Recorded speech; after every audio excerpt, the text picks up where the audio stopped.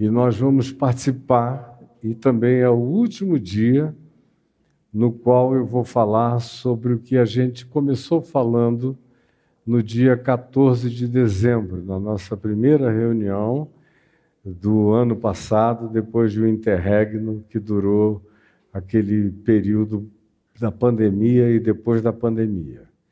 De lá para cá, a gente teve um intervalo, nos reunimos no dia 7, não foi? 7 de janeiro, depois 14 de janeiro, e hoje estamos nos reunindo. E em todos esses dias eu falei sobre João, no capítulo 13, sobre aquela ceia original, e a primeira, que tem esse registro de maneira tão solene no Evangelho, que foi na véspera de Jesus ser levado para a cruz. 2 dias depois ele estava crucificado. E eles tinham participado daquela noite com toda a solenidade, e é o que está escrito aqui em João, no capítulo 13.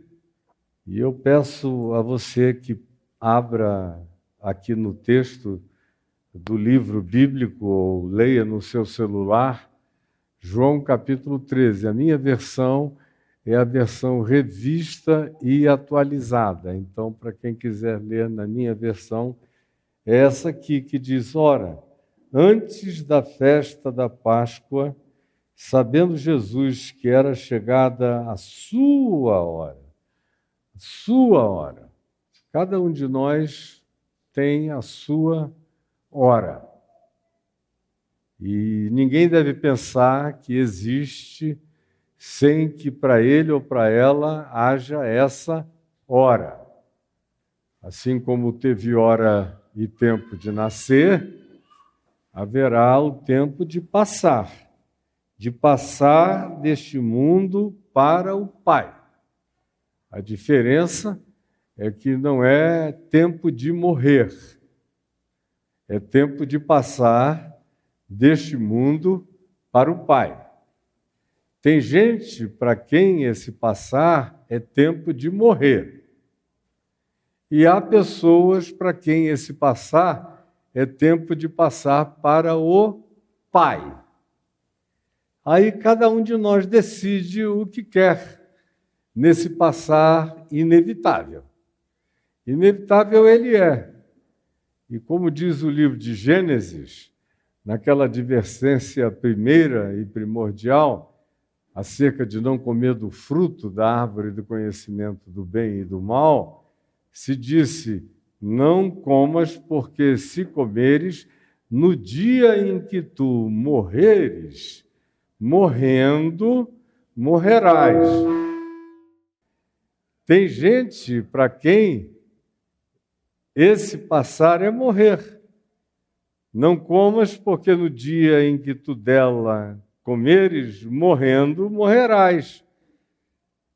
Cairás no Nilo, de onde tu vieste, do nada, nada, do nothingness, absoluto. Agora, tem gente que passa para o Pai. Sabendo Jesus que era chegada a sua hora de passar deste mundo, do espaço-tempo, desta ordem de coisas, dessas aflições com as quais a gente se agita, e deixar essa dimensão de luta, de suor, de dor, de enfermidade, de fraqueza, de competição, de agonia, de decepção, de traição, de frustração, de medo, de pânico, ou de necessidade de matar um leão por dia, de sobreviver, de lidar com a predatoriedade estúpida e inexplicável com a qual muitos de nós somos tratados, mas sabendo que era hora de passar, de deixar esta ordem de coisas e passar deste mundo para o Pai. que é o Abba, o Paizinho, o Pai de todos nós, o Pai acerca de quem Ele ensinou-nos a orar, dizendo: Abba, nosso que estais sobre todas as camadas dimensionais, sobre todas as existências. É o que significa Pai nosso que estais nos céus. Não é um Deus que habita o sky, o espaço sideral. Não, são camadas e camadas e camadas de cosmos, de muitos e múltiplos cosmos e universos e mundos paralelos e dimensões. Todas as coisas estão sob Ele. E Ele é Pai de todos. E Paulo ainda diz: de quem toma o nome toda a família, tanto nos céus.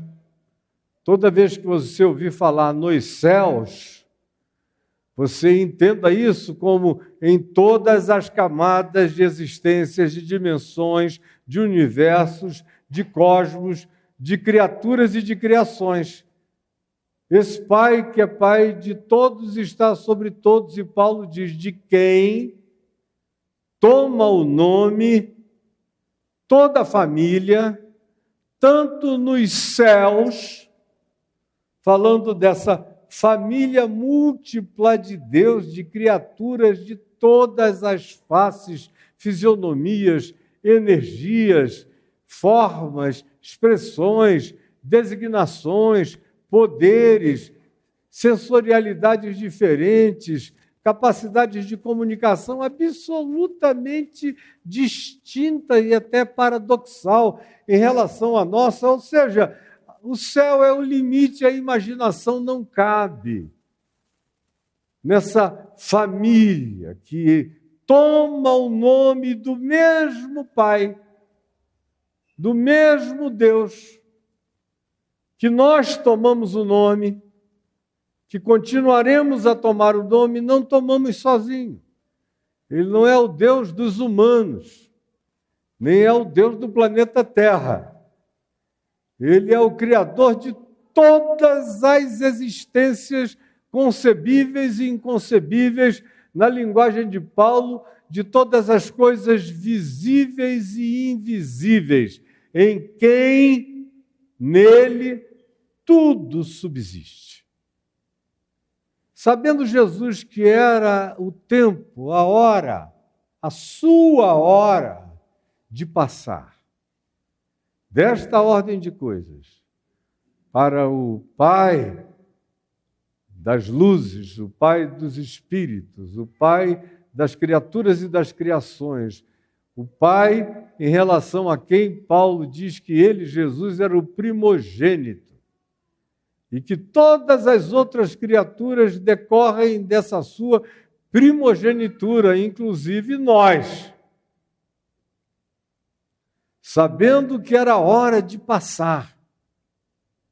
Vai chegar a sua hora de passar. Vai chegar a minha hora de passar. Quanto mais eu vivo, mais chega, mais próximo eu chego da minha hora de passar. E para mim a coisa mais natural será passar.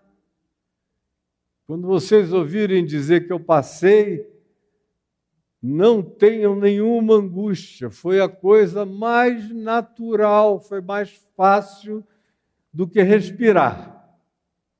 Será passar para o meu Pai, para o seu Pai, de quem toma o nome, toda a família, de todas as criaturas, tanto quanto também na terra, até aquele que não sabe que está tomando o nome dele, fica sôfrego por ele.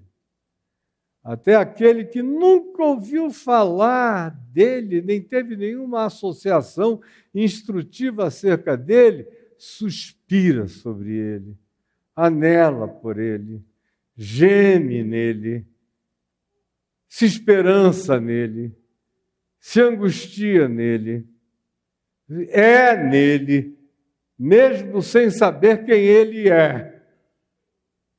Por isso, o Evangelho é infinitamente maior do que o cristianismo pretendeu fazê-lo nele caber. É uma blasfêmia absoluta quando a gente sistematiza Deus, a fé, quando a gente regulamenta, cria protocolos para Deus ser Deus em relação a nós, ao mundo, à criação, às criaturas. Tudo isso é completa abominação do ponto de vista de qualquer que seja a percepção espiritual um pouquinho mais profunda. Sabendo Jesus que era chegada a hora de passar deste mundo para o Pai, tendo amado os seus, era a sua hora de ir para o Pai, e ele deixava no mundo os seus. É interessante essa designação de os seus em relação a Jesus, porque todos são dele. Tudo foi criado por meio dele e para ele. Paulo diz que nele tudo subsiste. Ele é o Verbo, ele é o Logos. Todas as coisas foram criadas a partir dessa intenção, subsistem nele próprio, se estendem dele próprio. Ele não existe como palpabilidade constatável, cientificizável e demonstrável de nenhuma natureza e de nenhuma forma, conforme o capricho do desejo humano, ou do pensamento humano, ou da filosofia humana, ou da teologia humana, ou da ciência qualquer que seja. Ele não está disponível para os nossos instrumentos. Ele, portanto, por essas categorias, que são as categorias com as quais a gente define o existente, ele não existe por essas categorias. Ele é. E todas as coisas existentes são nele. Todavia, aqui se diz, se tratando de Jesus, não do Cristo. O Cristo. Jesus é o Cristo. E o Cristo é Jesus, de 2000 anos para cá. Mas o Cristo existe antes do Jesus histórico.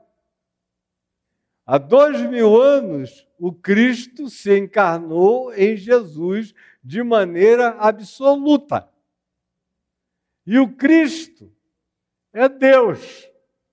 É de Deus e é em Deus.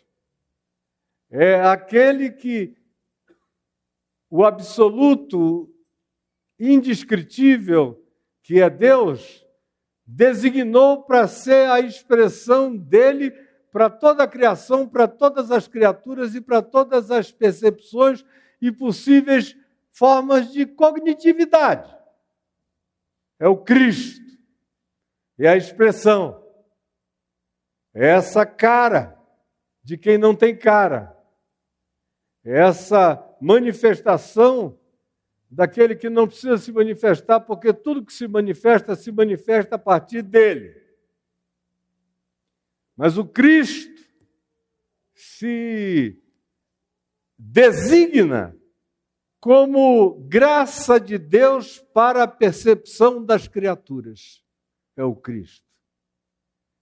E que é desde antes da fundação do mundo. É o que se diz. Ele é desde antes da fundação de qualquer coisa. Como eu já falei 2 vezes antes, repito a terceira. Todas as coisas é que são nele. Ele é antes de todas as coisas.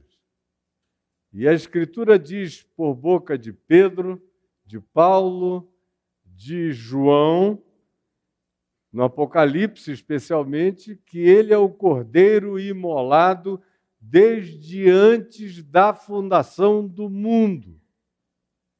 Ele não é só aquele que, na plenitude dos tempos, na história, 2000 anos atrás, sob o regime romano, deu a sua vida e morreu na cruz no espaço-tempo, para a nossa percepção, para a nossa introjeção, para a nossa internalização, para o fomento e dilatação da nossa consciência, para nos fazer gente, para nos abraçar, para nos inspirar, para nos engravidar de Deus para sempre, se a gente assim quiser. Mas antes de 2000 anos atrás, que foi apenas um presépio histórico, presencial, espaço-temporal, para a nossa visibilização tão parca, porque nós somos só uns humanozinhos absolutamente diminutos, aos quais Deus amou de tal maneira que deu seu Filho, para que todo aquele que nele crê não pereça, não desapareça, mas tenha a vida eterna. Esse que é o Cristo que se encarnou em Jesus há 2000 anos é eterno. No Velho Testamento ele se manifesta muito. Ele aparece como aquele anjo do Senhor com A maiúsculo, que a gente encontra de vez em quando. E ele é o único anjo que, em aparecendo no Velho Testamento, para os patriarcas, para os juízes, para quem quer que tenha sido a pessoa para quem ele se manifestou, e ele se manifestou não apenas na Bíblia, mas fora da Bíblia, para milhões de pessoas que nós não temos nem ideia. Porque Deus é livre para se revelar a quem quer, como quer, onde quer, quando, do jeito que quer. E nenhum de nós tem poder de fazer interferência e ele não está condicionado por nenhuma religião, nenhuma igreja, nenhuma doutrinação, nenhuma teologia. Ele é Deus. E Jesus disse que esse Espírito eterno de Deus sopra onde quer. E nós não sabemos. Preste atenção, nós não sabemos de onde ele vem e nem para onde ele vai. Então, ele sabendo que era hora de passar deste mundo para o Pai, amou os seus. Aí, é claro que o Pai ama a todos. Que o Cristo, que é Jesus, por isso você vê, deixa eu abrir um parêntese rápido aqui, as variações de Paulo, especialmente. Paulo fala e chama Jesus, o Cristo, chama de Cristo Jesus, chama só de Cristo. E cada vez que ele usa uma terminologia dessa, nós é que estamos distantes demais do mundo desse uso na consciência de Paulo e pensamos que é uma coisa só, é um apelido, e que Cristo é quase o sobrenome de Jesus. Assim como eu sou Caio Fábio, ele é Jesus Cristo. Muito prazer, Jesus Cristo, tudo bom? Mas na realidade era Jesus, vírgula, o Cristo. O Cristo, vírgula, Jesus. Dependendo da natureza, da especificidade da informação que ele quer dar. E é importante que a gente entenda isso, se a gente não quer passar a vida só flanando numa asa delta que nunca aterriza e nunca bota o pé no chão e nunca cria raízes de consciência e de percepção. Fecho o parêntese. O Cristo é aquele em quem todos e tudo subsiste. Mas o Jesus histórico, que nasceu da Maria virgem, em Belém da Judéia e cresceu em Nazaré, que frequentou a sinagoga em Nazaré e que botou a sua base operativa aos 30 anos de idade na cidade de Cafarnaum, na Galiléia, e que foi morto numa cruz em Jerusalém e ressuscitou a partir da tumba de José de Arimateia no terceiro dia de madrugada no domingo, esse é Jesus. Cristo. A plenitude do Cristo encarnada em Jesus. Cristo ama todos. Agora, Jesus estava condicionado ao espaço-tempo. Foi por isso que ele disse àquela mulher cirofenícia, que veio pedir para que ele curasse a sua filha horrivelmente endemoninhada, no dia em que ele tinha pedido para não ser incomodado, saiu de Israel, foi para fora da fronteira, foi para o Líbano de hoje, querendo dar uma descansadinha de um final de semana, mas não conseguiu, porque a mulher arrombou a porta da casa, quando ouviu dizer que ele estava lá. Não sabia nada dele, mas sabia que ele podia o que ninguém mais conseguia. E para ela bastava. E ela foi, bateu, molestou, insistiu, dobrou Deus, discutiu e ganhou no repente de adágios populares na discussão com Jesus, e Jesus, perplexo, olhou para ela e exclamou que vocês sabem, ó mulher, grande a tua fé, seja feito contigo conforme tu queres. Mas o que ele tinha dito antes? Não, eu não fui enviado senão para as ovelhas perdidas da casa de Israel. Isso é Jesus. Com 3 anos e pouco de tempo para viver, tinha que escolher prioridades. Tudo que ele fez com senso de estratégia, com prioridade. Quando ele mudou para Cafarnaum, ele tinha uma prioridade muito definida e uma estratégia muito clara. Aquele era o lugar da metrópole maior e pagã de Israel, por onde passava havia mares, com comerciantes que vinham da Etiópia e iriam até a Índia, eventualmente até o Tibete. Então era um lugar, uma via, uma highway, era uma internet de não sei quantos Gs para a época dele, para se levar notícias, para que as coisas tivessem seu fluxo de ida e de vinda. Tudo que ele faz, e vocês notem, quando ele diz, não é chegada a minha hora, e ele diz isso várias vezes.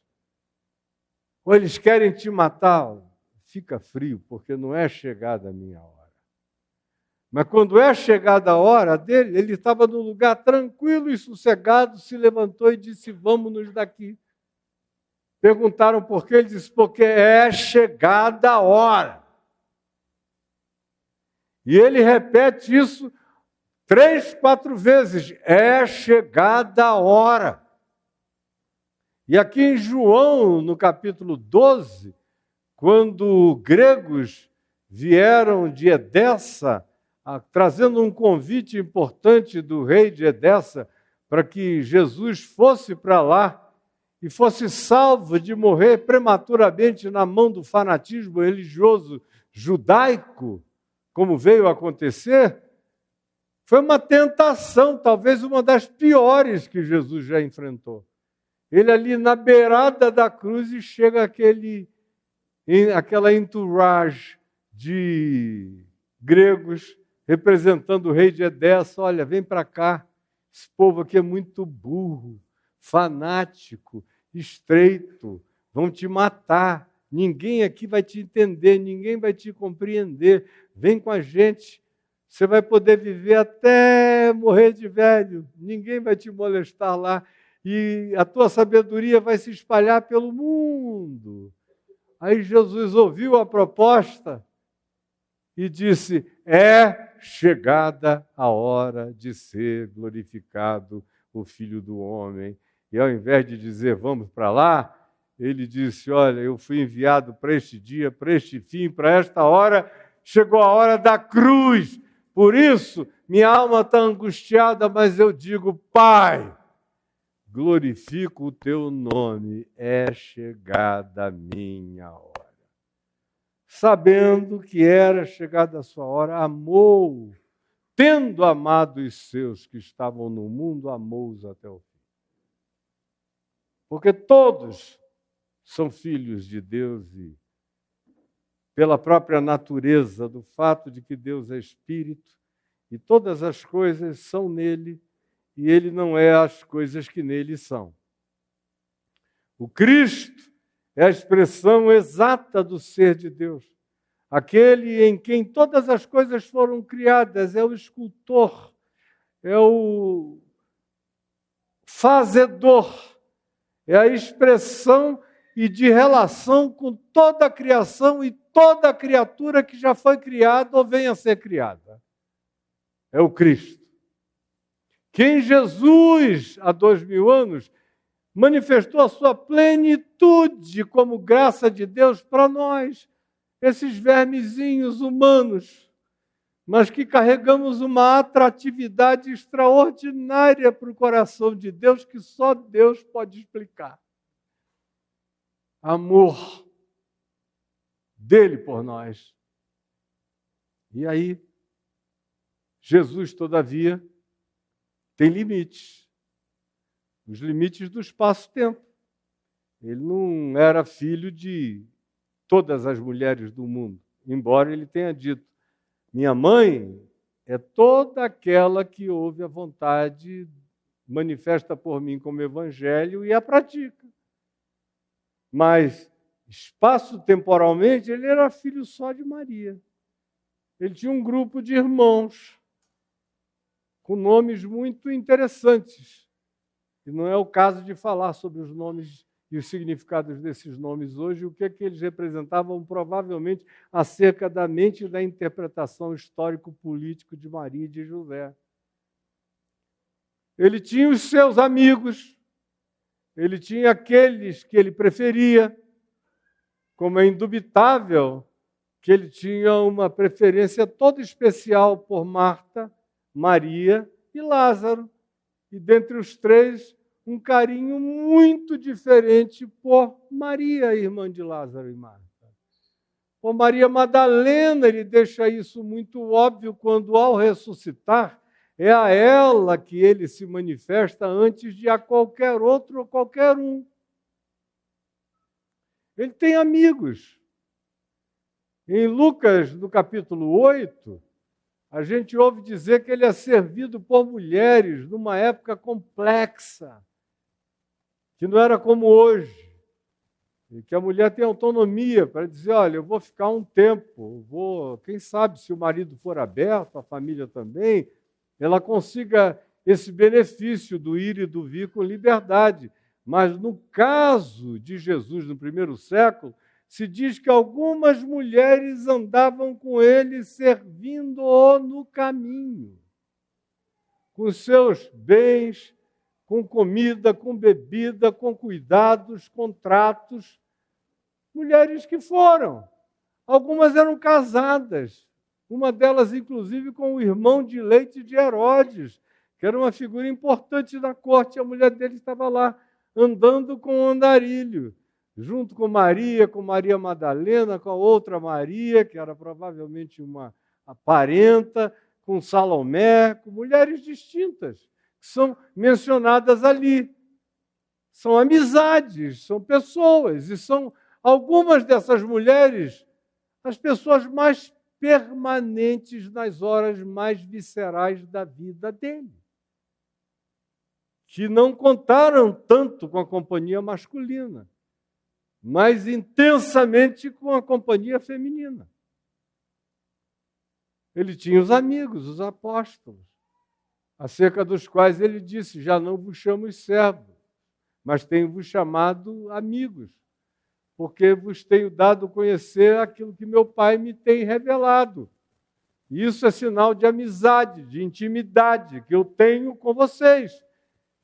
Eu estou confiando a vocês o prosseguimento dessa consciência. São amigos. E outros que não são explicitamente mencionados nos evangelhos, mas existe uma limitação. E o que esse texto de João 13 está dizendo é que dentro do âmbito desses relacionamentos e dessas pessoas com as quais ele andou, embora ele tenha amado a todos, em todos os lugares, o tempo todo, e tenha morrido dizendo: Pai, perdoa-os porque eles não sabem o que fazem.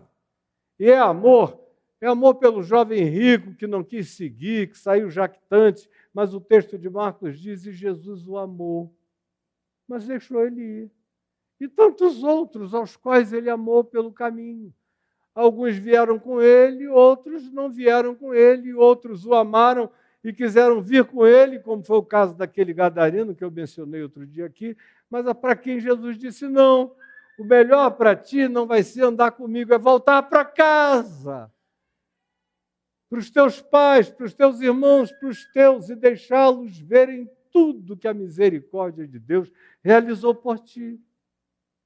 Quando João, portanto, aqui nesse capítulo 13, nos diz: tendo amado os seus que estavam no mundo, amou-os até o fim, ele está focando, ele está mostrando, ele faz um canhão de luz de percepção no Evangelho, deixar o cosmos, deixar o planeta, deixar o todo da humanidade e se concentrar naquele grupo de intimidade que ia com ele para a volta da mesa.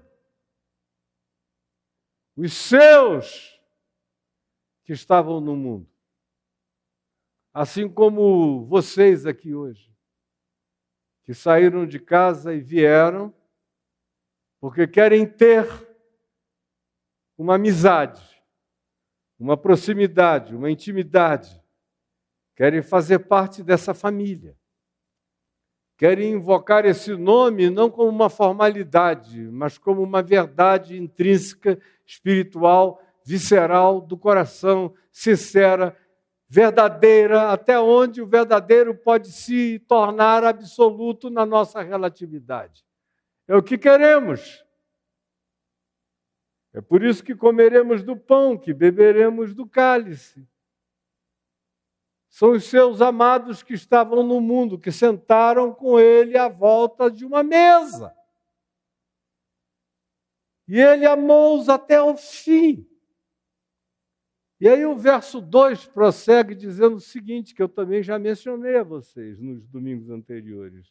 Durante a ceia, e eu me lembro que falei sobre esse durante a ceia, que ceia, família, casa, relacionalidade íntima, são os ambientes mais sublimes, mais maravilhosos, mais divinos, quando podem ser, quando querem ser, quando se fazem ser. E são também os mais perversos, os mais horrorosos, os mais traiçoeiros, os mais perigosos, os mais dissimulados, a tal ponto de que Jesus menciona em relação a esse dia, a essa ceia, ele cita o Salmo 22 dizendo aquilo que Davi dissera.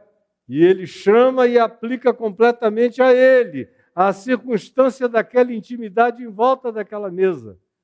Aquele que sentava na minha mesa é o que levanta contra mim o seu calcanhar, para jogar o seu esporão na minha cara. É o que está sentado na minha mesa, e todo mundo aqui já experimentou isso em algum lugar, em volta da mesa. Eu sei que em volta da tua mesa da parentela maior, mais extensiva, ou de qualquer que seja a concentricidade desses círculos parentais que a gente vem a constituir, provar, experimentar. Tem uns que têm uma amplidão enorme, outros têm relacionamentos menores, mais restritos. Tem até mesmo aqueles que não têm vínculo praticamente nenhum, que se tornaram órfãos de tudo e de todos no mundo. Não é tanta gente que é assim, mas é um número considerável que experimenta essa realidade. Aqui se diz algo que tem a ver com tudo que Jesus, ao final, vai incluir naquela pergunta que eu já trouxe a vocês 3 vezes e faço pela 4ª vez hoje aqui. Compreendeis o que eu vos fiz? Que é o que ele vai falar lá nos versos 12 e 13, mais adiante, nessa mesma narrativa, depois de ter servido a todos eles e de ter experimentado tudo que experimentou, conforme repetitivamente eu já narrei a história para vocês que estiveram todos os dias aqui comigo. Pois bem, durante a ceia, tendo o diabo, é uma coisa interessante, é o diabo e a ceia dos amigos, o diabo e a ceia dos irmãos, o diabo e a ceia dos íntimos, o diabo e as ceias conjugais, o diabo e as diversas ceias da nossa intimidade. A gente deve sempre ter o olho muito, muito aberto, porque às vezes a ceia está uma maravilha e de repente levanta-se uma tempestade que você diz, meu Deus, de onde é que veio isso? Ou vai me dizer que eu estou dizendo uma coisa que você nunca viu. Pelo amor de Deus, todo mundo aqui já sofreu isso muitas vezes. Tem uns que já até nem vão mais para as ceias, porque dizem com certeza vai acabar no tapa, então eu não vou. De uns 6 anos para cá, tem um monte de gente que adotou essa política. É a família que vai estar reunida, muito obrigado, Deus abençoe a todos eles. Estou orando daqui, levanta a mão de longe, mas não vou não, é perigoso pra caramba. Sei lá o que vai acontecer, meu Deus. Hoje em dia tem até gente da família com porte de arma para todo lado. Sei lá se alguém se exalta, como outro dia em São Paulo, o cara estava lá comendo um churrasco da casa dele, rico, dono de uma casa poderosa, monumental. Aí houve uma confusão lá fora. Lá sai o cara com não sei quantas armas, assim, de bermuda, um negócio patético, levanta a garagem da casa e sai atirando, pá, pá, pá, mata uma policial de um lado, fere o outro do outro, morre o guarda-costa dele e ele sucumbe mortalmente do mesmo modo. No meio de um churrasco na casa do cara num domingo, mas só porque ele agora tem 3, 4, 5, 6 armas, ele tem que sair por aí assim. Então, ceia, família, amigos, a gente precisa cada dia mantê-los com muito mais sabedoria. Não é para não tê-los, mas a gente precisa saber amá-los. E amá-los sem doença, amá-los sem codependência, como Jesus exatamente fez aqui, durante a ceia.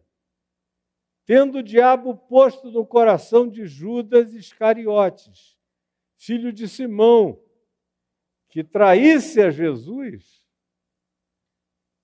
sabendo Jesus que o Pai tudo lhe confiara às suas mãos e que ele viera de Deus e voltava para Deus, levantou-se e fez aquele trabalho todo de lavar os pés de todos eles. Eu expliquei calma, minuciosamente, e aquela conclusão, compreendeis o que eu vos fiz, sobre o que eu já falei 2 ou 3 outras ocasiões no domingo aqui para vocês. E hoje, como eu disse, eu estou querendo concluir. E como é dia da ceia, eu estou querendo concluir em redor dessa mesa. Durante a ceia.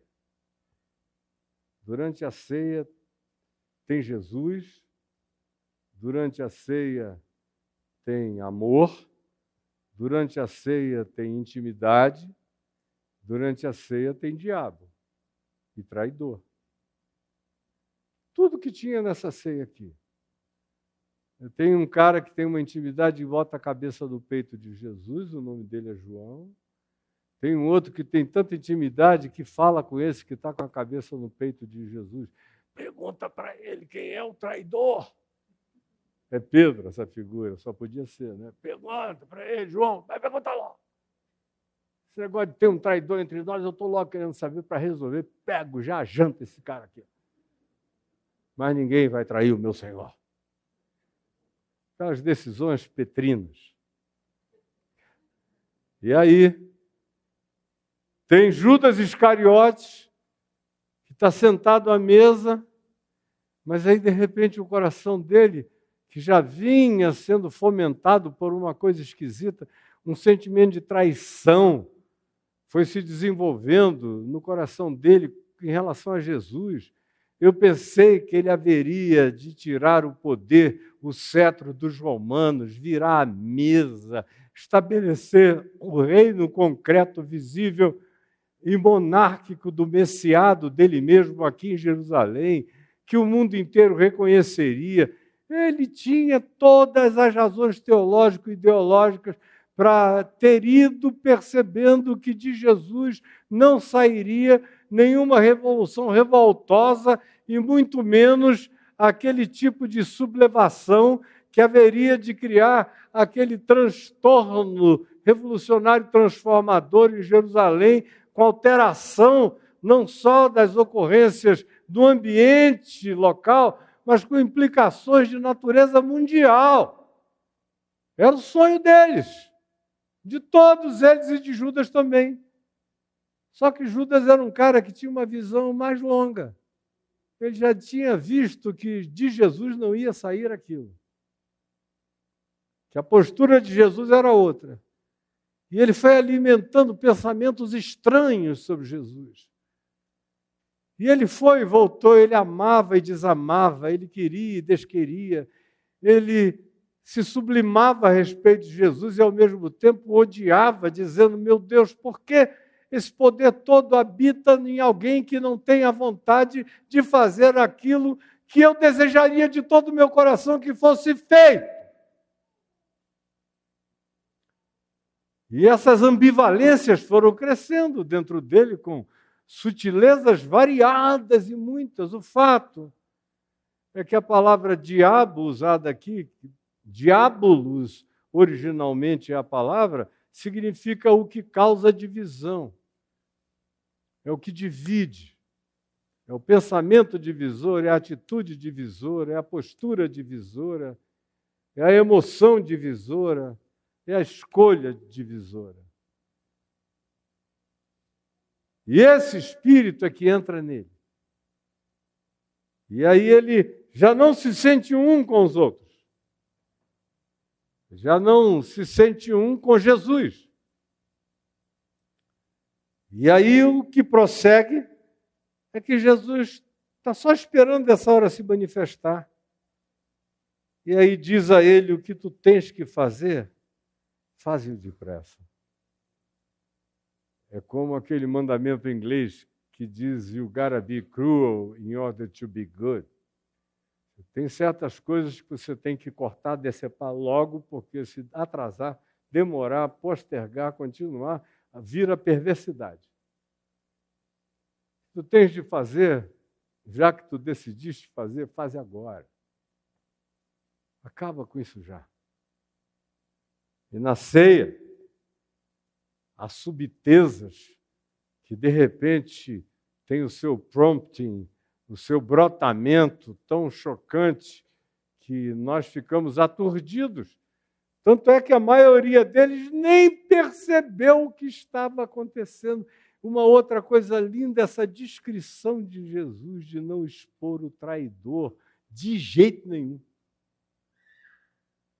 Se fosse a maioria de nós, essa semana, por exemplo, eu fiquei tão triste. Eu fiquei muito triste essa semana. Todo dia eu tive tristezas muito feias e ruins no meu coração por causa de coisas assim, de gente fazendo o que é mal contra pessoas outras. Agora, essa postura, o cara não consegue fazer isso em relação ao colega dele que traiu a esposa. Ele procura a esposa e conta tudo. Ao invés de ajudar o cara a parar de trair, consertar a vida, se arrumar, olhar para frente, não, tem que fazer uma publicação, tem que fazer um publicizing da notícia inteira para um escândalo chocante, e aí não resolve nunca nada, só tudo se torna infinitamente pior. Mas o que tens de fazer, faze-o depressa. Judas sai. E Jesus diz o quê? Vocês viram, olha só. Aí, Pedro, tua resposta está dada, está vendo? O traidor saiu. Aí, João, está vendo, gente boa? Ele saiu, foi me trair.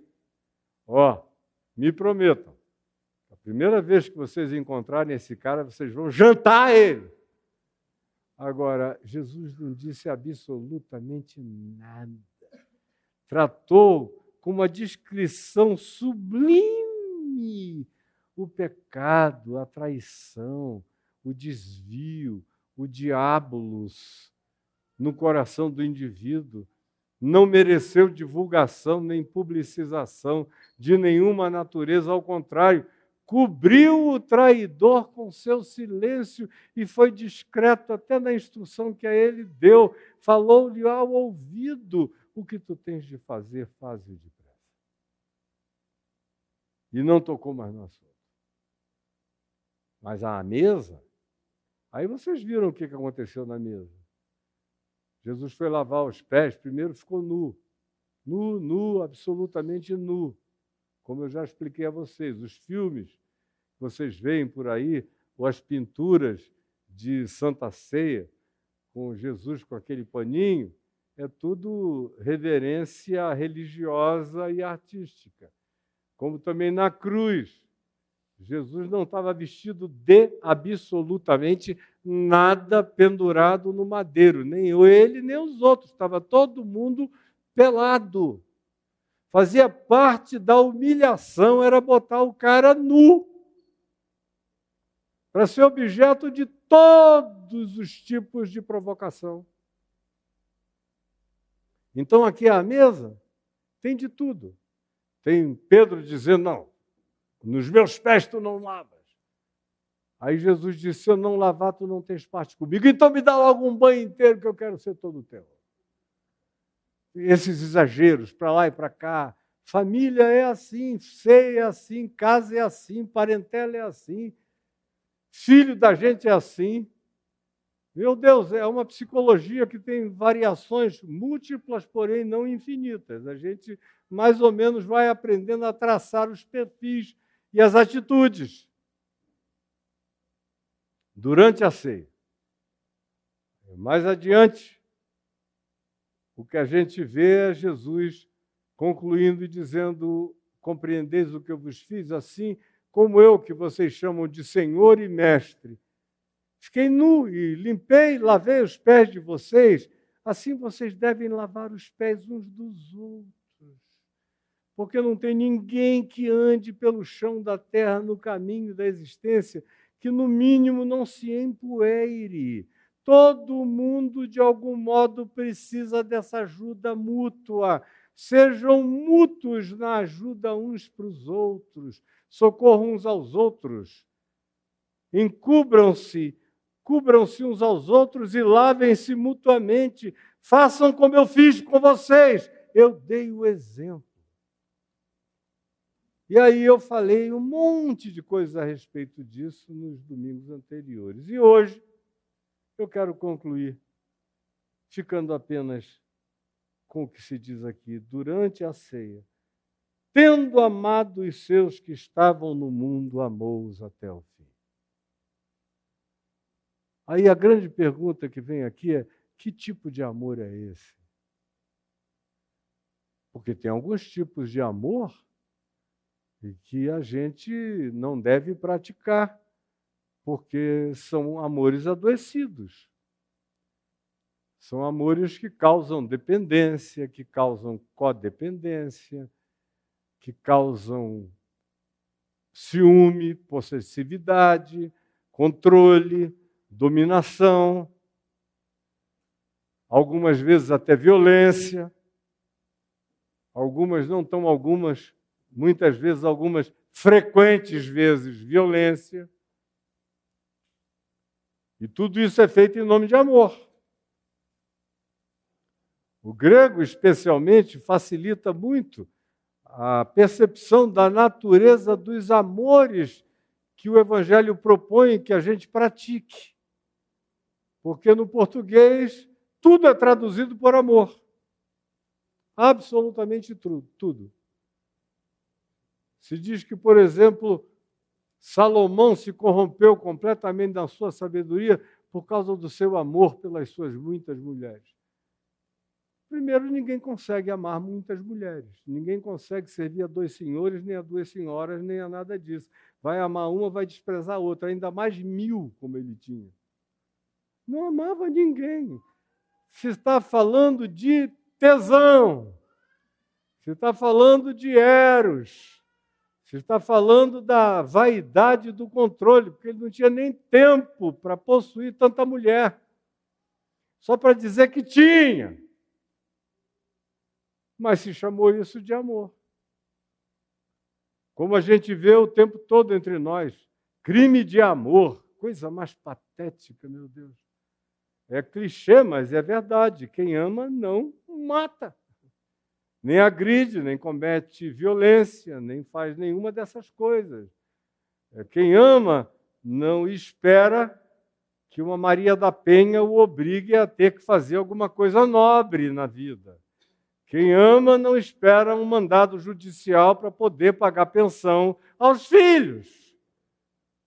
Quem ama, implicitamente, verdadeiramente, quando é amor, já faz outra coisa, já está tudo brotando da natureza do próprio amor. No grego você tem o amor storge, que é o amor de DNA, de sangue, que é também de uma relatividade enorme. E gente muito primitiva só consegue amar amor de DNA, amor storge, amor de gene. Mas tem que ser animal, mamífero, primitivo, que faz isso. Até os animais já fazem diferente. A gente é flagrado aí pelas câmeras do National Geographic, vendo às vezes um animal de uma espécie totalmente diferente, criando um outro, porque ficou órfão. Mas entre os humanos, não, se não for meu, não é meu. E entre os humanos, às vezes, é até pior. O cara faz 3 filhos com uma mulher, a mulher deixa de gostar dele ou ele dela, se separam. Aí, uma vez se separando, ele diz, não vou sustentar filho de mulher nenhuma que não é minha. Daqui a pouco tem um malandro lá dentro da casa, pegando a mulher na cama que foi minha, e eu não vou ajudar a criar esses meninos e desaparece. Como tem para todo lado. Esses, nem o amor de DNA, nem o amor storge, habitou o coração deles. Se tivesse pelo menos havido esse amor mamífero, esse amor de DNA, esse amor genético, não abandonariam seus filhos, sob hipótese nenhuma. Mas eu digo e repito, se alguém se ofender, me perdoe, mas eu digo de novo, só gente muito primitiva é que só consegue amar a sua carne, o seu DNA, o seu gênio, no máximo. São pessoas que não adotam, são pessoas que não sabem incluir, são pessoas que não sabem deixar de comparar e de medir, são pessoas que precisam ter essa referência protocolar do DNA tão pateticamente diminuta para poderem fazer a aplicação do amor na extensão real do que ele é, do que ele pretende, do que ele realiza. Outra palavra que o grego usa para definir amor é a palavra amizade, a palavra filéu, de filha. E aí, como é que a gente ama essas pessoas das quais a gente se torna amigo? Pela reciprocidade, pela afinidade, pela intimidade, pela possibilidade de complementariedade, de nivelação, de identificação, de mutualidade de prazer. É isso que configura amizades. É por isso que Jesus é amigo de Marta, Maria e Lázaro e não é amigo de um monte de outras famílias em Jerusalém, porque com eles ele teve uma intimidade. Mas aí, nesse caso, existem amigos que são muito mais importantes do que irmãos. Quando esse amor está presente, ele não se obriga pelo DNA, ele se dilata por reconhecer o caráter, a afinidade, o parentesco espiritual de uma afinidade profunda que transcende os elementos animais dos nossos vínculos imediatos, mamíferos e temporais. Maravilhoso ser amigo, ter amigos, fazer amizades com sinceridade, com verdade, com vértebra. com textura, com densidade, com continuidade.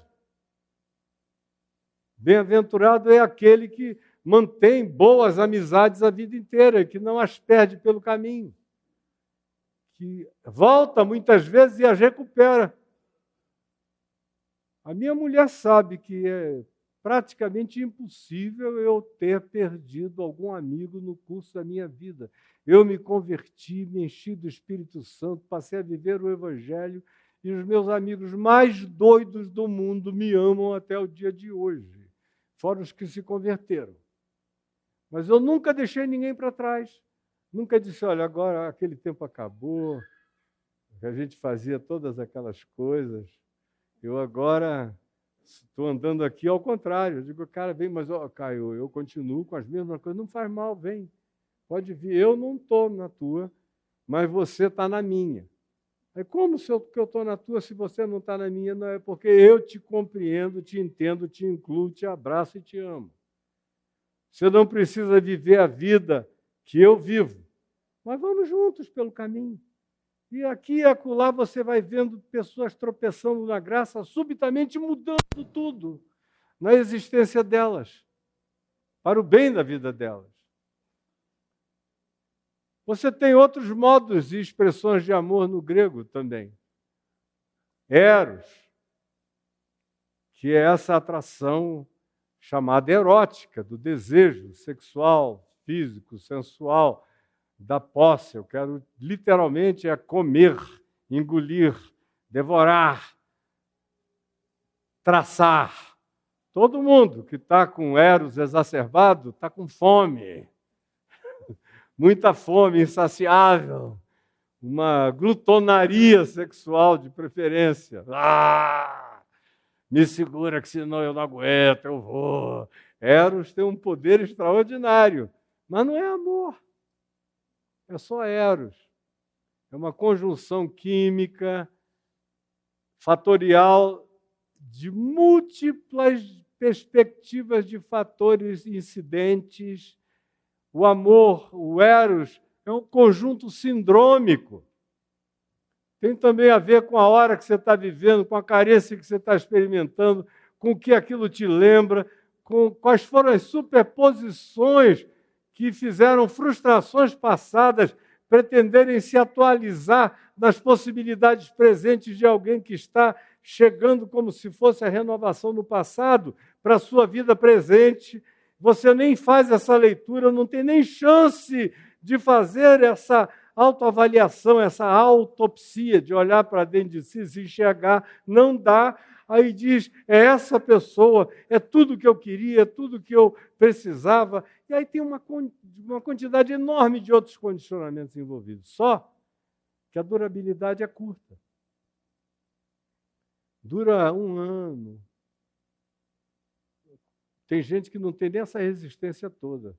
Com 6 meses já era. Tem uns que chegam a 1 ano. A média é 1 ano e 8 meses de paixão. Quando passa de 1 ano e 8 meses, já começa a entrar numa perspectiva de prolongamento para além da média ponderada. Tem uns que chegam nesse estado há 5 anos, com aquela vontade devoradora, mútua, um do outro. Mas tem um detalhe, nem o cérebro aguenta. O derrame químico que acontece o tempo todo é um porre químico de todo tipo de químicas de excitamento, de desejo, de necessidade, de afago, de desespero, de carência. Chega uma hora que o cérebro não aguenta. E diz, não, eu quero ficar com essa pessoa, mas eu não aguento que seja mais assim. Eu não aguento mais ciúme, eu não aguento mais posse, eu não aguento mais receber o mesmo tipo de demanda, eu não aguento tudo aquilo que antes eu fazia, que parecia ser prova e demonstração de amor, agora me passam a ser interpretados como sendo a ausência do próprio amor essa demanda. Ou a gente muda e aprende a amar, ou a gente vai se fazer mal, como frequentemente acontece em nome do amor. Mas o verdadeiro amor, descrito como ágape ou agapau, que é aquele que você lê em 1 Coríntios 13, é aquele que você encontra relacionado a todas as vezes que se diz que Deus amou, é ágape, Deus agapou o mundo. Deus é amor sublime, é amor eterno, é amor sem fim, é amor incondicional, é amor unilateral, é amor que vê, enxerga, compreende a fraqueza do outro, quer ajudá-lo, não se torna codependente dele, nem escravo dele, nem dominado por ele, mas não é por causa dele que eu o abandono. Eu aprendo a equidistância, aprendo as aproximações, não desisto, tento ajudar enquanto o outro puder e quiser ser ajudado. Só não ajudarei se ele fugir da possibilidade de receber essa ajuda. Ou definitivamente não a quiser. Mas vai ser algo que se realizará dentro dele, dela, não em mim.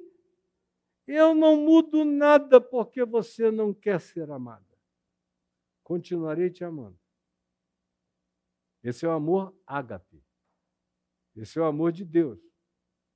Foi um amor que nem Pedro conseguiu devolver para Jesus depois de ter traído a Jesus 3 vezes. Lembram da história? E Jesus os mandou irem para Galiléia, e 7 deles foram para o mar de Tiberíades pescar. E aí, depois de terem pescado, chegando na praia, com aqueles 153 grandes peixes que encheram a rede, já encontraram Jesus tendo colocado peixinhos e feito um braseiro para assá-los. Depois de terem comido, Jesus voltou-se para Pedro e perguntou: Pedro, ou na solenidade do Novo Testamento, Simão, filho de João, tu me amas? Pedro, tu me amas? Aí Pedro disse: eu te amo. Para nós, em português, eu te amo. Podia ser qualquer coisa, qualquer amor. No grego, Pedro disse: eu te filéu, sou teu amigo. Tinha acabado de trair.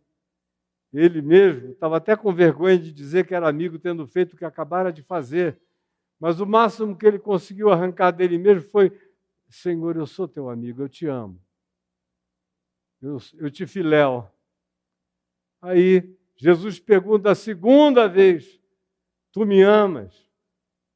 E ele outra vez responde: eu te filéu, eu te amo com amor fraterno, eu sou teu amigo. Aí Jesus pergunta uma terceira vez: Simão, filho de João, tu me amas?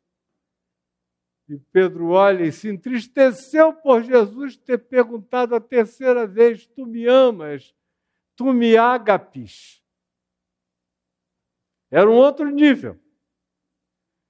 Mas Pedro teve a sinceridade visceral de pelo menos não ter mentido naquela hora. Ele se entristeceu, e você pergunta: por que ele se entristeceu? Foi por Jesus ter perguntado a terceira vez, não ter acreditado a primeira? Não. Ele tinha acabado de negar 3 vezes, fazer as coisas 3 vezes para ele não era difícil. Ele tinha acabado de fazer para o mal. Dizer 3 vezes que ama não é tão mal assim, né, Pedro? Mas ele se entristeceu, porque ele não conseguia atingir o sarrafo. Pedro, tu me agapes. Senhor, eu te filéu. Pedro, tu me agapes. Senhor, eu te filéu. Pedro, tu me agapes.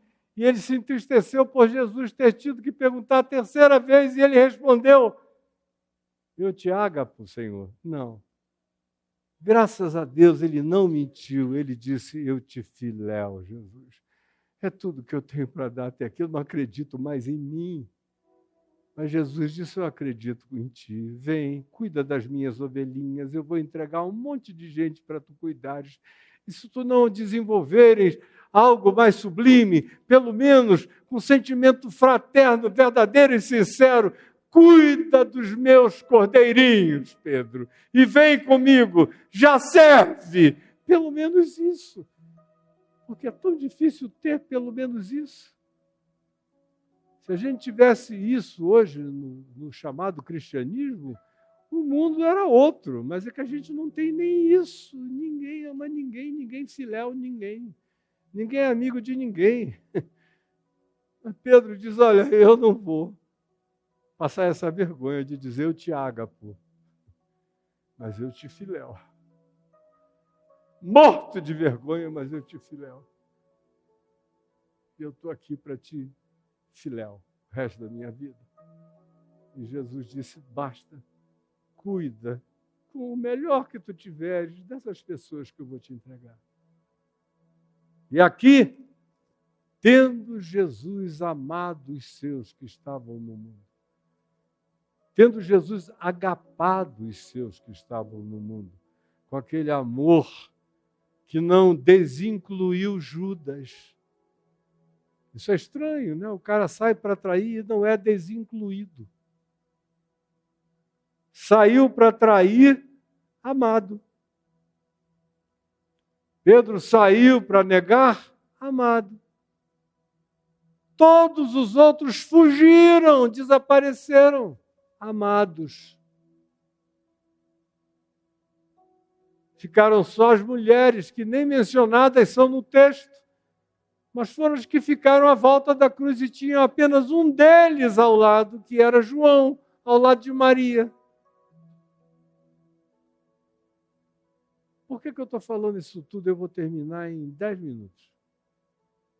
Prestem atenção para mim, todos vocês. É porque a gente vive muito frustradamente, com expectativas ultra, super elevadas a respeito do amor que a gente dá e que a gente quer de volta como reciprocidade. Isso não funciona em lugar nenhum do planeta, nem na tua casa, nem na tua mesa, nem na mesa do Senhor, nem em mesa nenhuma, nem em lugar nenhum. Você tem que ficar cínico? Não. Continue amando. Agapando, se você puder, com esse amor que unilateraliza, que não gosta, que não concorda com muita coisa ou quase tudo, mas não desiste. Se tiver uma chance de melhorar, melhora, de facilitar, facilita, de levantar, levanta, de iluminar, ilumina, de mostrar um caminho, mostra. Porque esse ágape é uma escolha, não é um sentimento. Não é uma emoção, não é uma sensação. É um caráter, é um modo de ser, é uma escolha de ser, é um modo de vida. É uma adoção de significado pessoal e existencial de quem eu sou, serei, viverei para ser, independente do mundo. É só o ágape que consegue dizer, Pai, perdoa-lhes porque eles não sabem o que fazem. É só o ágape que pode nos facilitar a amar os nossos que estão em volta da nossa mesa até o fim.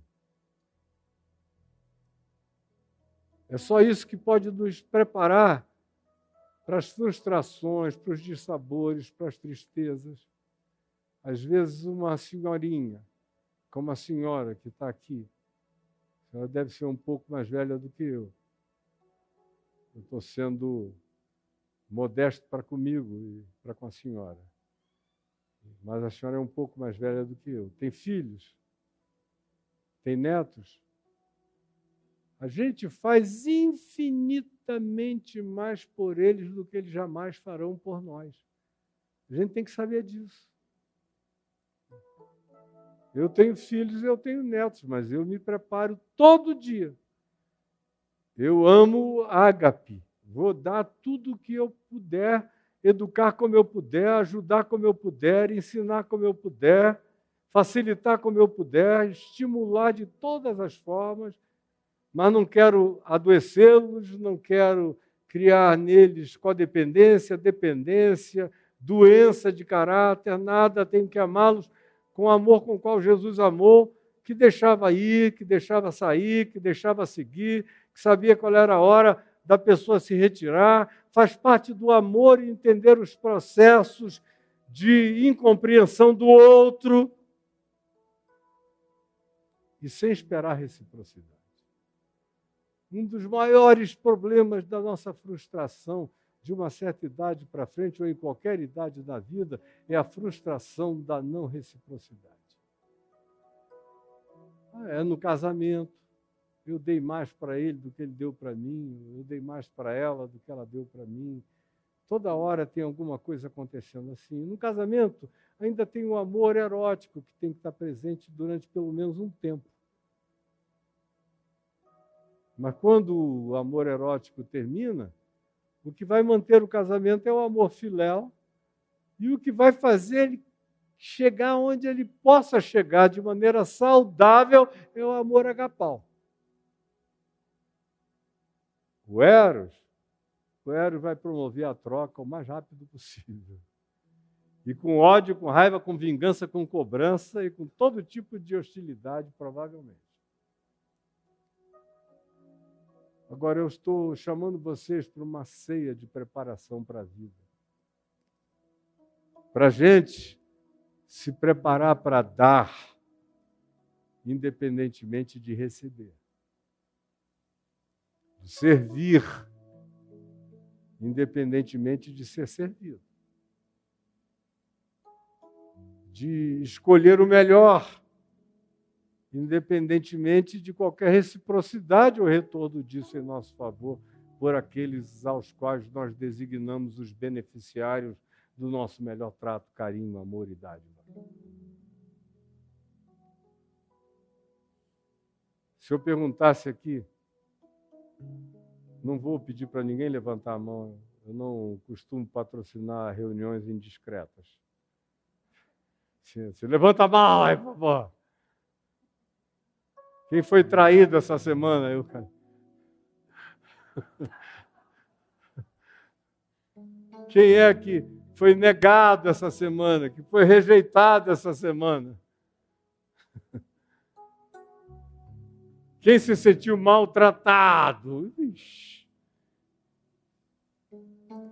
Todo mundo aqui, todos sabem exatamente de tudo que eu acabei de dizer. Agora, a ceia com Judas, com Pedro, com todo mundo que diz que ama, mas corre, que foge, desaparece, promete, mas não vem. Como eu tenho um amigo, que é meu amigo, há 49 anos. Desde que eu conheci há 49 anos atrás, ele virou para mim, ele gosta muito de beijar. E eu também sou um beijoqueiro. Aí ele me beijou, eu o beijei de volta. Aí ele falou, você sabe que você tem um cheque em branco comigo. Aí eu falei, o que é isso? Aí ele falou, o que você precisar num dia de apuro terrível, que você não tem a solução, me telefone. Porque eu só preencho porque já está assinado. Se você quiser, eu deixo assinado com você, você só preenche. Eu digo, Deus me livre, o cheque é teu, leve ele para a tua casa.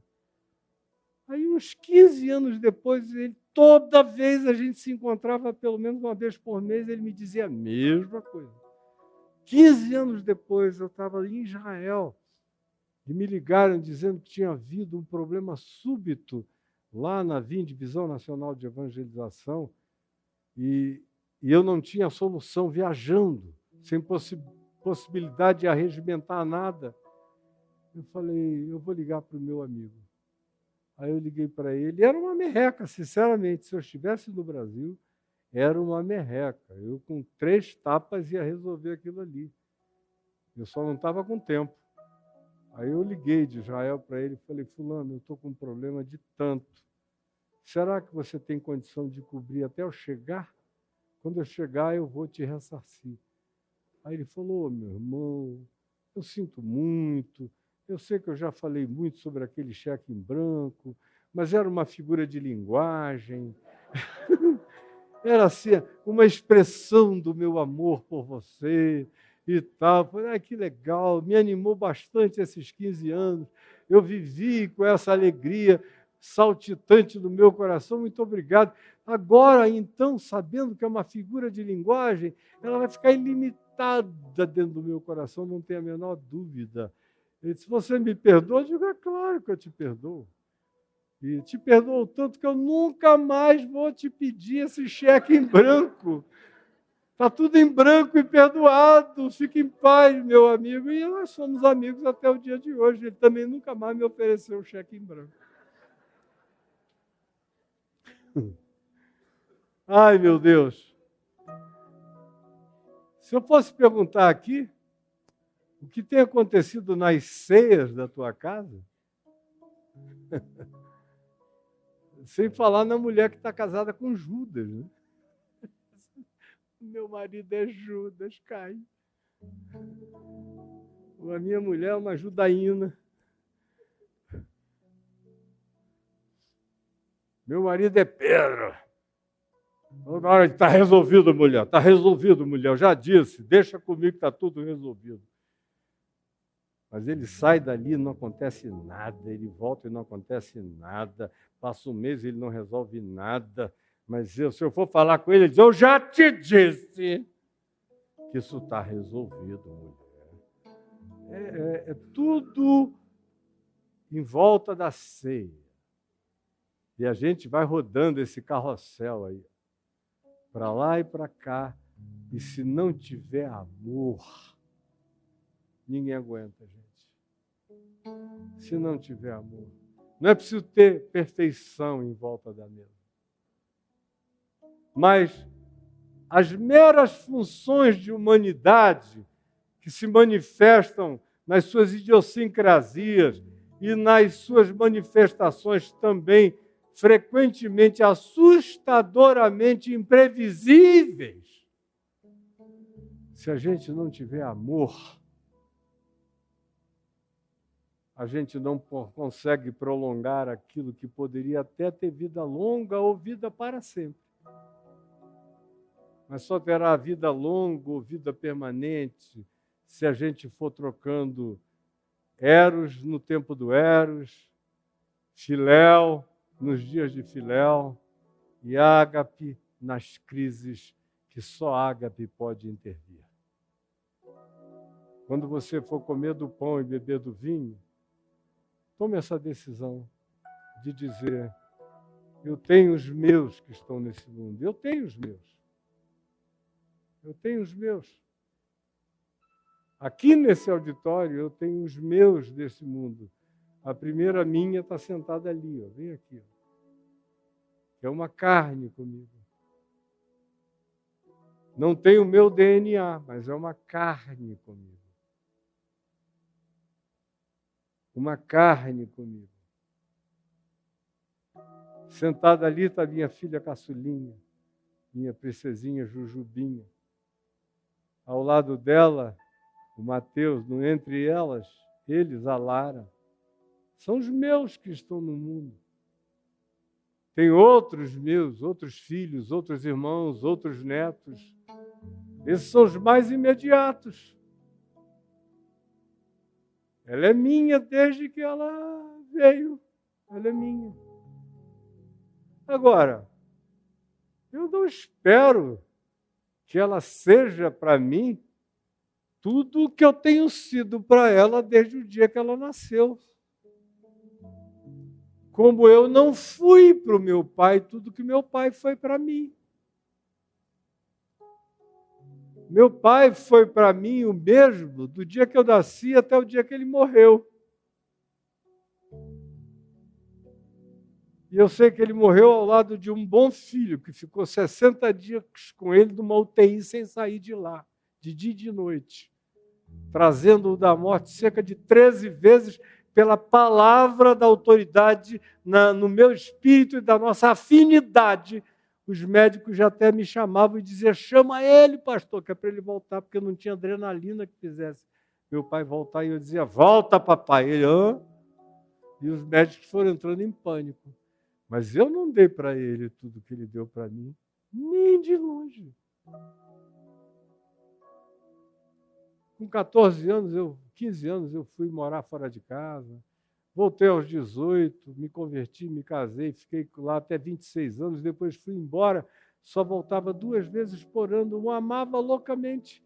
Todos os meus filhos, a minha mulher sabem, o tipo de vínculo que existia entre nós. A gente tinha telepatia de paixão e de amor.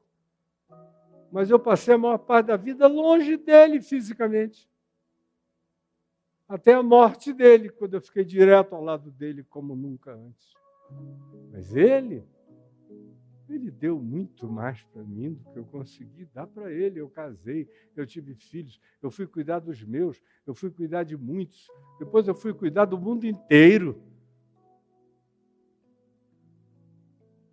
Mas eu tenho feito todo o possível para amar os que Deus me deu neste mundo e amá-los até o fim. Por quê? Paulo diz, porque se alguém não cuida dos seus, especialmente dos da sua própria casa, é pior do que qualquer incrédulo e tem negado a fé. Pode fazer todas as confissões estrondosas de fé, se não amar os seus que estão no mundo, sob seus cuidados, e cuidar deles até o fim, você tem negado a fé. Bom, eu poderia falar até amanhã de manhã, mas eu vou parar agora, porque eu quero é tomar a ceia com vocês.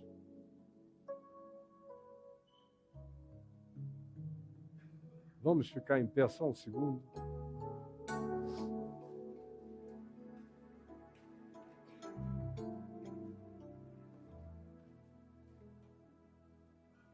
E vamos cantar um louvor.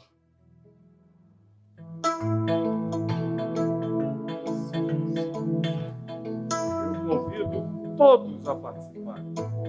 Aqui não tem discriminação de nenhuma natureza. De onde vem? De onde vem a calma que invade, desacelera o temor, deixa vir os sonhos, abre caminhos pra seguir.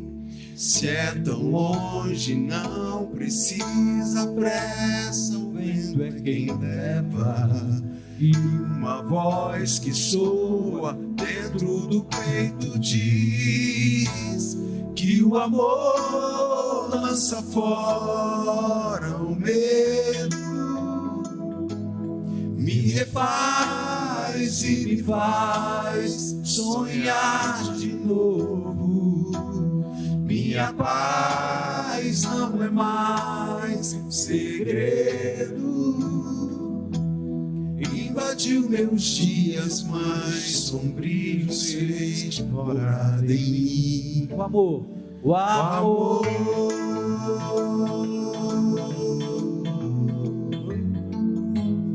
o amor. De onde vem? De onde vem a calma que invade, desacelera o temor, deixa vir os sonhos, abre caminhos pra seguir. Se é tão longe, não precisa pressa, o vento é que leva. E uma voz que soa dentro do peito diz que o amor lança fora o medo, me faz e me faz sonhar de novo. Minha paz não é mais segredo, invadiu meus dias mais sombrios, fez morada em mim. E que o amor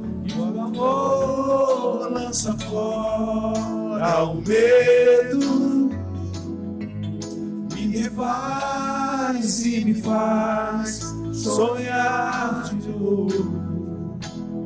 Minha paz não é mais segredo, invadiu meus dias mais sombrios, fez morada em mim. Invadiu meus dias mais sombrios, fez morada em mim. o amor, O amor,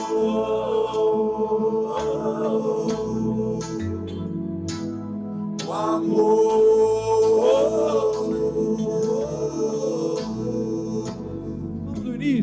De onde? De onde vem a calma que invade, desacelera o temor, deixa vir os sonhos, abre caminhos pra seguir. Se é tão longe, não precisa pressa, o vento é que leva.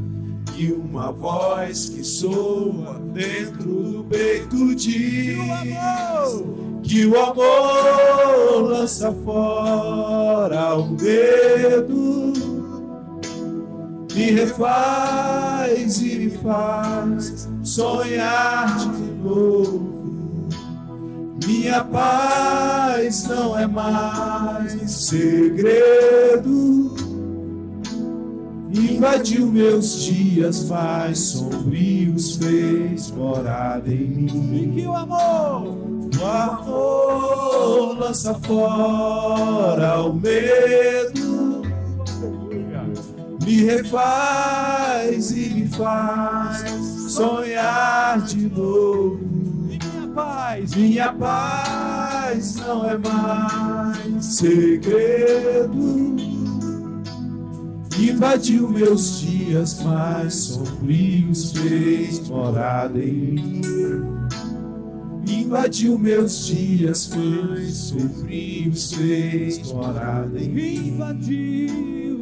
Invadiu meus dias mais sombrios, fez morada em mim. Invadiu meus dias mais sombrios, fez morada em mim. o quê? O amor, o amor, o amor, o amor. O amor.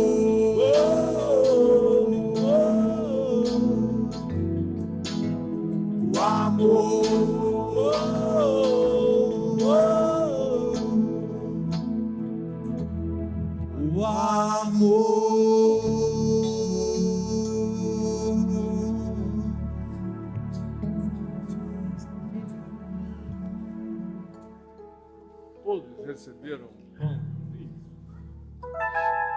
Se alguém não recebeu, por favor, erga uma de suas mãos para que a gente identifique e possa levar até você. Aonde? Aqui, Gabrielzito não pode, Gabrielzinho, tem que receber.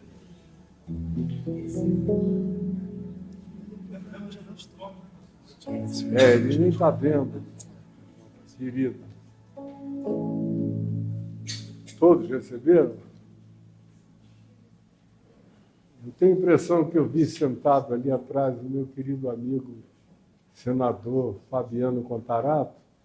Eu não sei se ele levantou e saiu, mas ainda agora ele estava ali. Você está aí, Fabiano? Eu queria que você viesse até aqui à frente, quero te dar o pão e o vinho. Esse é um homem que eu tenho muito carinho por ele e que tem a singeleza de sair lá do Senado para ir tomar um café na minha casa. Eu faço questão de te dar um abraço todo amoroso, todo carinhoso, em nome de todos nós aqui. Não porque você é um senador, mas porque você é um homem que honra o significado de ser humano. Deus te abençoe, meu amigo. Deus te abençoe. Ah, não, você chegou na hora certa. Na hora certa. Toma aqui o pão comigo. Na noite em que o Senhor Jesus foi traído, ele tomando um pão, o partiu e o deu aos seus discípulos, dizendo-lhes: isto é o meu corpo que é dado por vós. Todas as vezes que o comerdes, lembrem de mim, lembrem de como eu amei vocês até o fim, e amem uns aos outros, porque eu vos dei o exemplo, compreendeis o que eu vos fiz? Amem-se. E depois de ter comido, podemos comer todos eles, do pão, todos nós comamos.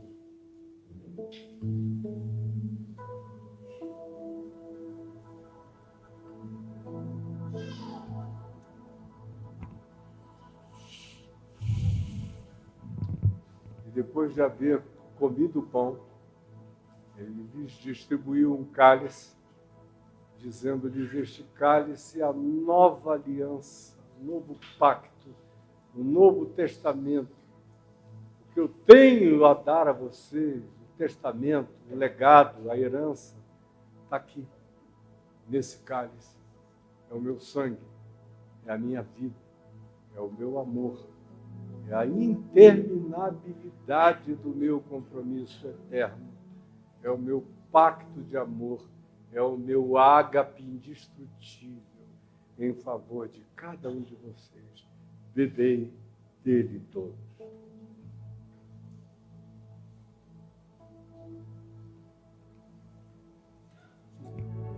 Quero voltar ao início de tudo, encontrar-me contigo, Senhor.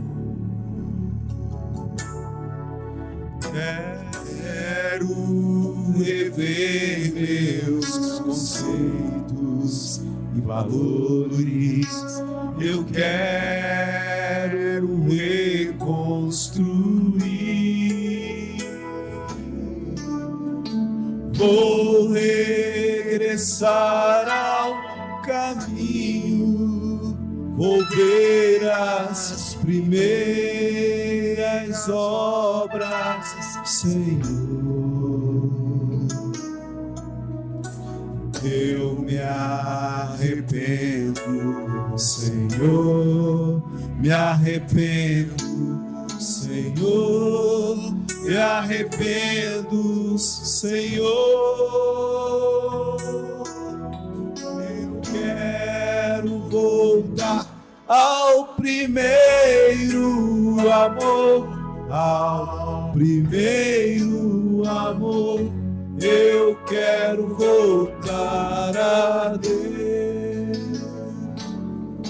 Eu quero voltar ao primeiro amor, ao primeiro amor. Eu quero voltar a Deus. Eu quero voltar ao primeiro amor, ao primeiro amor.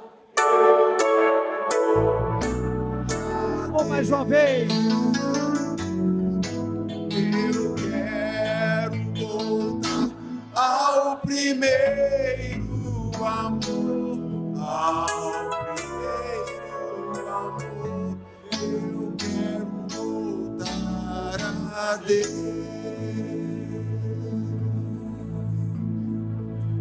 Pai nosso que estás no céu, santificado seja o teu nome. Venha o teu reino, seja feita a tua vontade, assim na terra como no céu. O pão nosso de cada dia nos dá hoje.